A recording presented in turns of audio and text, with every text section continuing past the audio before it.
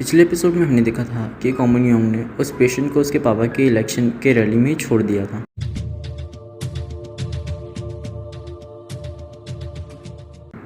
Hello guys, मैं हूँ चिराग और आज मैं सोके टू नॉट बी ओके की 4th एपिसोड एक्सप्लेन करने वाला हूँ। So let's get started. फिर हमें दिखाया जाता है कि वहाँ के सिक्योरिटी गार्ड उस पेशेंट को वहाँ से लेके जा रहे थे। फिर कॉमन योंग गैंगजी के पास आकर बोलती है, मैंने जो भी किया उसकी तारीफ तो करो। गैंगजी बोलता है, तुमने ऐसा क्या करा? तो कॉमन योंग बोलती है कि मैंने उसे किडनैप करके उसे यहाँ पे लाई और ना ही तुमने मुझे रोका ना ही उसे रोका। इसका मतलब मैंने जो किया वो सही किया। फिर कॉमन योंग और गैंगजी के पास एक रैली का मेंबर आता है जो उनसे पूछता है, तुम हॉस्पिटल के मेंबर तो नहीं हो? कॉमन योंग मना कर देती है, पर वो मेंबर कॉमन योंग और गैंगजी को धमकी देता है तो कॉमन योंग उसका मजाक उड़ाने लगती है। वो मेंबर गुस्से में कॉमन योंग की तरफ हाथ बढ़ाता है तो गैंगजी बीच में आकर उसका हाथ मोड़कर उसे पीछे फेंक देता है और गैंगजी उसे वहां से जाने के लिए बोलता है। देर बाद उस पेशेंट को वापस से पकड़ लिया जाता है और गैंगजी उस पेशेंट से मिलने जाता है और वो पेशेंट गैंगजी से बोलता है कि कॉमन योंग पर गुस्सा ना करें क्योंकि उसने मेरी मदद करी है। फिर उस पेशेंट की मॉम उसके पास आकर उसे बोलती है, तुमने ऐसा क्यों करा? तो वो पेशेंट बोलता है, मुझे आज बहुत मज़ा आया। तो उसकी मॉम उसे थप्पड़ लगा देती है और वो बोलती है, ये सब करके तुम्हें मज़ा आया? उसके बाद उसकी मॉम वहाँ से चली जाती है। वो पेशेंट इस बात का बुरा नहीं मानता और वो गैंगजी से बोलता है, मम्मी उसे बेइंतहा प्यार करती है। तो गैंगजी पूछता है, तुम्हें ये कैसे पता चला? तो वो पेशेंट बोलता है, मार से पता चल जाती है। वो बोलता है, अगर कोई तुम्हें बहुत प्यार से मारता है तो बुरा नहीं लगता है। फिर हमें पास्ट का सीन दिखाया जाता है, इसमें हमें गैंगजी, सेंगजी और उसकी मॉम दिखाई जाती हैं। फिर उसकी मॉम उसके पापा के फ़ोटो के सामने बातें करने लगती हैं क्योंकि गैंगजी की डैड की डेथ हो गई थी। उसकी मॉम बोलती है, मैं कई सालों तक जीऊँगी। फिर गैंगजी सो के उठता है और उसकी मॉम उसे हक करती हैं और उसे बोलती हैं कि तुम्हें हमेशा अपने बड़े भाई का ख्याल रखना होगा। ये बात सुनकर सेंगजी थोड़ा सैड हो जाता है। फिर हमें प्रेजेंट का सीन दिखाया जाता है जहाँ पर जूरी गैंगजी को साथ में चलने के लिए बोलती है पर वो कॉमन योंग के साथ हॉस्पिटल जाने की बात करता है। जूरी को वो वापस घर जाने के लिए बोल देता है। फिर कॉमन योंग और गैंगजी साथ में कार में जाने लगते हैं। फिर हमें नेक्स्ट सीन दिखाया जाता है जिसमें मैनेजर के असिस्टेंट उसे आके बताती है कि उसकी नई बुक द ज़ॉम्बी किड अभी बैन हो चुकी है। ये सुनकर मैनेजर काफ़ी फ्रस्ट्रेट हो जाता है। नेक्स्ट सीन में दिखाया जाता है कि कॉमन योंग और गैंगजी साथ में लंच कर रहे हैं। उसी वक्त गैंगजी को कॉमन योंग के मैनेजर का कॉल आता है। कॉमन योंग का मैनेजर गैंगजी से बोलता है कि वो कॉमन योंग से बच कर रहे। कॉमन योंग का मैनेजर बताता है कि उसकी नई बुक ज़ॉम्बी किड पर बैन लग चुकी है और वो कहता है कि कॉमन योंग को भी बुक लिखना चाहिए पर वो तुम्हारे साथ वहाँ पर है। फिर गैंगजी वापस कॉमन योंग के पास आ जाता है और वो कॉमन योंग को बताता है कि उसकी नई बुक पर बैन लग चुकी है और कॉमन योंग बोलती है कि उसे पता है। वो बोलती है, ये सब तुम्हारे कारण नहीं हुआ, पर लोगों को उसकी ड्राइंग्स और कहानियाँ काफ़ी डरावनी लगती हैं। फिर हमें हॉस्पिटल का सीन दिखाया जाता है जहाँ पर वहाँ पे के लोग डिसाइड कर रहे थे कि कॉमन योंग को उस हॉस्पिटल से बाहर निकाला जाए कि नहीं। वो लोग डिसाइड नहीं कर पाते कि वो कॉमन योंग को निकाले कि नहीं निकाले। फिर लंच करने के बाद कॉमन योंग और गैंगजी वापस हॉस्पिटल जा रहे थे तो गैंगजी बोलता है कि कॉमन योंग को अपने पापा को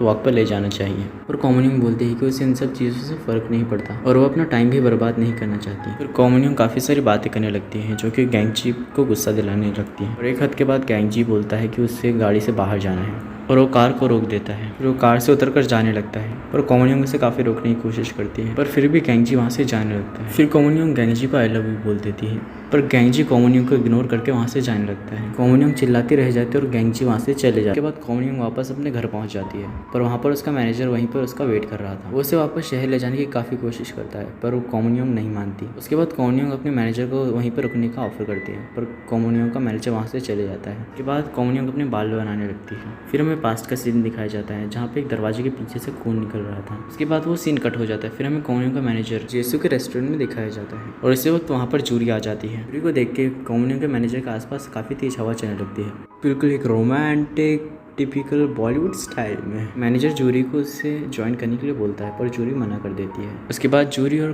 कॉमन योंग का मैनेजर दोनों ड्रिंक करने लगते हैं अलग अलग टेबल पर। एक तरफ जूरी बोलती है कि कॉमन योंग को यहाँ पर नहीं रहना चाहिए, दूसरी तरफ कॉमन योंग का मैनेजर बोलता है कि वो उसे यहाँ से लेकर चले जाएगा। जेसू बोलता है, क्या ये आपस में बातें कर रहे हैं? फिर हमें नेक्स्ट सीन दिखाया जाता है जहाँ पर गैंगजी और सेंगजी पेंटिंग का सामान लेने आए थे जिससे कि सेंगजी हॉस्पिटल के वॉल पर पेंटिंग कर सके। फिर नेक्स्ट डे हमें हॉस्पिटल में वही मिनिस्टर दिखाया जाता है जिसका बेटा हॉस्पिटल से भाग गया था कॉमन योंग के साथ। वो मिनिस्टर डायरेक्टर के पास आके बोलता है कि उसे उस डायरेक्टर गैंगजी और कॉमन योंग की माफ़ी चाहिए। मिनिस्टर बोलता है कि उन सभी को उसके सामने पैरों पर गिरकर माफ़ी मांगनी पड़ेगी।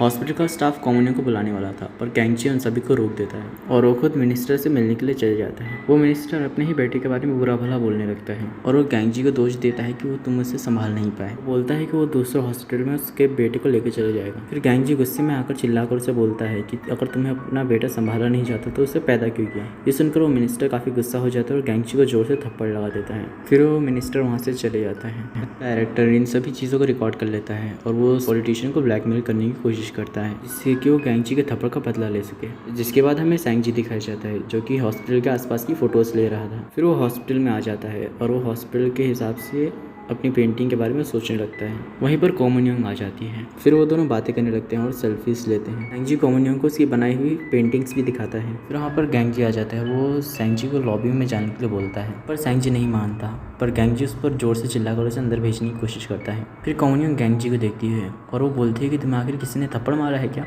फिर गैंगजी कोमोनियोंग को लेकर वहाँ से चले जाता है। कोमोनियोंग गैंगजी से पूछती रहती है कि आखिर तुम्हें किसने थप्पड़ मारा है। उसके बाद गैंगजी उसे काफ़ी कुछ बोल देता है और वो ये तक बोल देता है कि कोमोनियोंग कभी उसकी फीलिंग को समझ नहीं पाएगी। उसके बाद गैंगजी सैंगजी को लेने जाता है पर सैंगजी किचन में एक जगह चुपकर बैठा हुआ था, पर वहाँ पर जूरी की मॉम आ जाती है और उसे गैंगजी के साथ जाने के लिए बोलती है। काफ़ी ज़्यादा बार बोलने के बावजूद भी सैंगजी वहाँ से नहीं निकलता। फिर आखिर में जूरी की मॉम गैंगजी से बोलती हैं कि वो सैंगजी को वापस लेकर घर पे आ जाएंगी। इसके बाद जूरी कोमोनियोंग के डैड को कोमोनियोंग के पास लेकर आती है जिससे कि कोमोनियोंग अपने डैड को वॉक पर ले जा सके। पर कोमोनियोंग के डैड कोमोनियोंग को देखकर उसका गला दबाने लगते हैं। इसके बाद कोमोनियोंग वहाँ से पैदल पैदल चले जाती है और गैंगजी भी बस से अपने घर जाने लगता है और वो कोमोनियोंग को रास्ते में जाते हुए देखता है पर वो उसे इग्नोर करके चले जाता है। मोनियोंग रास्ते में काफ़ी देर तक चलती रहती है और आखिरी में जाकर वो थक जाती है। फिर वो थोड़ी देर बैठ जाती है। उसके बाद वो बहुत सारी सीन्स को याद करती है जिसमें वो काफ़ी ज़्यादा सैड हो जाती है। फिर घर पहुंचकर गैंगजी कोमोनियोंग की एक बुक पढ़ने लगता है जिसे पढ़कर गैंगजी को अपनी मॉम की याद आ जाती है और उसे ये याद आता है कि वो हमेशा सैंगजी का ख्याल रखती थी पर वो गैंगजी पर ज़्यादा ध्यान नहीं देती थी